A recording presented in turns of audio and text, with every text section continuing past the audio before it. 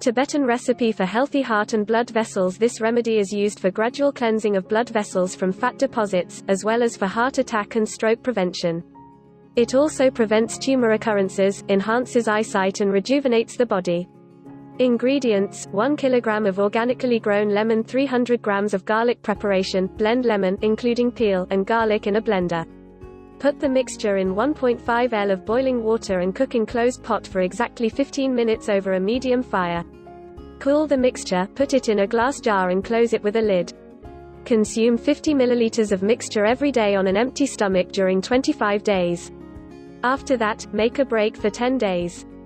After the break you can repeat the 25-day treatment, if needed. As a preventive measure, you can repeat this process 2 times a year, every 6 months. With a goal of healing, continue this process until your health improves, but always take mandatory 10 days pause before you go on with the process.